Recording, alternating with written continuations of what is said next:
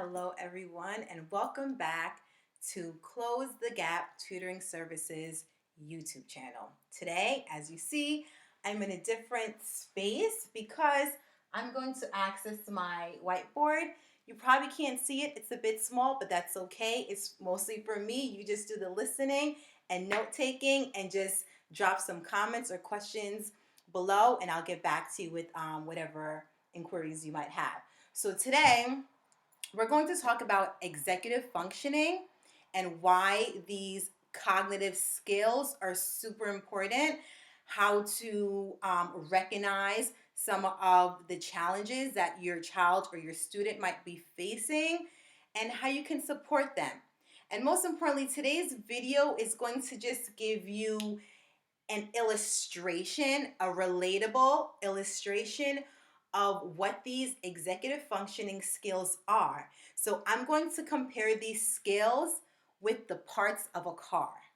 So I got this information from another source, and so here I am just to break it down in a different way to share with you viewers. So we all know the parts of a car, right? So I have my notebook here as well, just as my personal reference.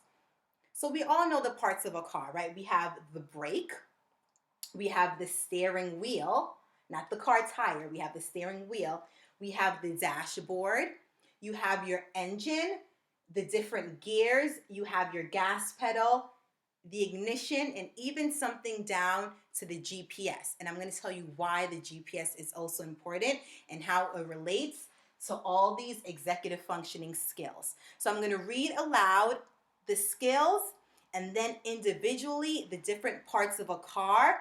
And the reason why I'm comparing these skills to parts of a car is to again give you that relatable illustration and essentially what that looks like in their life.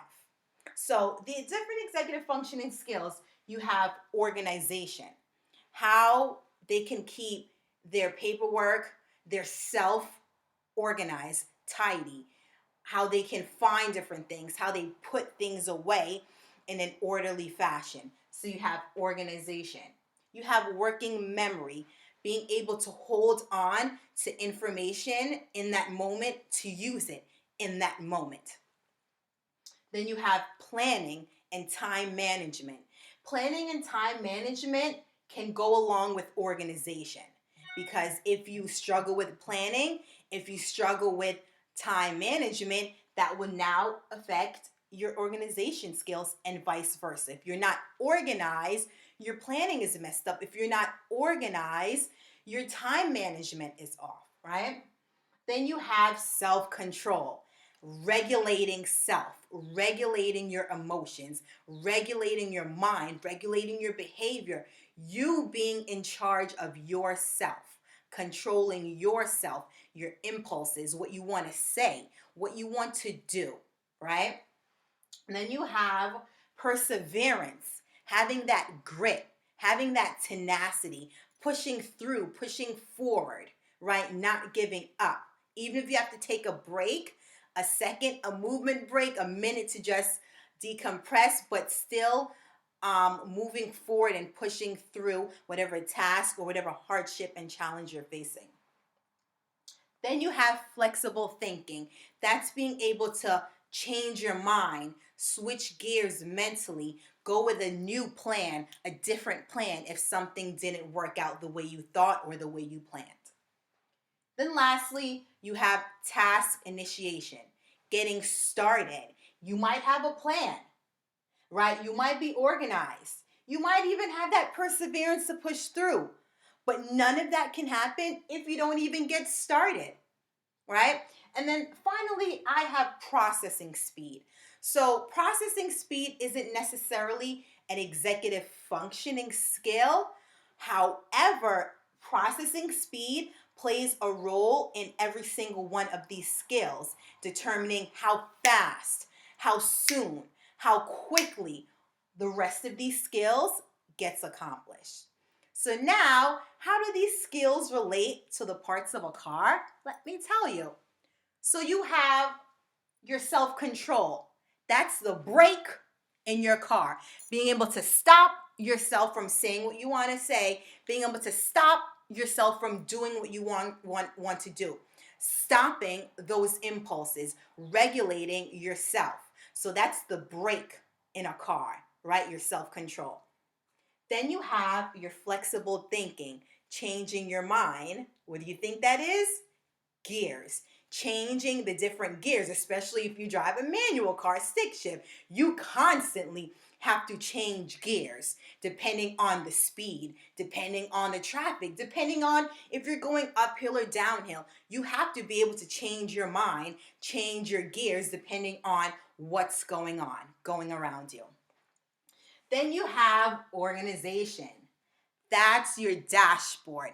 You think about your car, your dashboard tells you how much gas you have left, how much miles per hour you're going, right? Your dashboard gives you the information you need to know to be organized. Oh, do I need to stop and get some gas? Oh, no, I'm one full, I'm good. Do I need to slow down? There's a speedometer camera ahead of me. What's my speed limit, right? That dashboard keeps you organized as you're driving. Then we have that working memory, as I said. Now that's the different gears. Remember we said flexible thinking is shifting or changing the gears. The working memory is the actual gears, right? And the actual pedals on the bottom as well. Being able to remember which one is the brake or the gas pedal. Again, if it's the manual, which one is the clutch? Being able to remember which one is first gear, which one is second gear, how and where do I turn it, when do I turn it? That's that working memory, holding on to that information of driving so that you can drive, so you can put the car in gear, or knowing to stop, which one is which, right? Then you have your perseverance. That's the actual gas pedal, pushing through, persevering, right?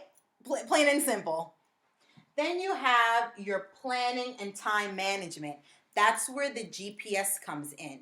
Yes, cars aren't really built with it. That's an accessory. However, most of us have it, whether the GPS is on your phone or it's built in your car. So the planning and time management can be relatable to the GPS because that lets you know how to get to where you're going, which is the best route. That's the planning. Time management, how fast am I trying to get there? Let's find the highway route, even though I might have to pay some toll, that's going to get me there faster. That's the planning and time management. And remember when I said, although processing speed isn't necessarily an executive functioning skill, but it does play a major role. It does influence the speed in which everything else gets done. The processing speed is your engine.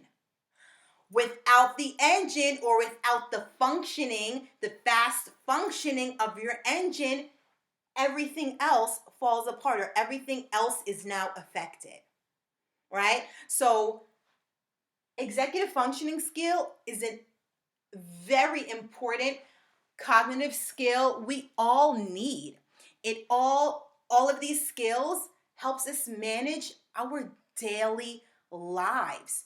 It helps us make in the moment decisions, even as you're driving, in the moment decisions. Oh, another car is coming. Let me turn and get out the way. In the moment decisions. There's a detour sign. I need to figure out the next route. And it doesn't even have to pertain to driving.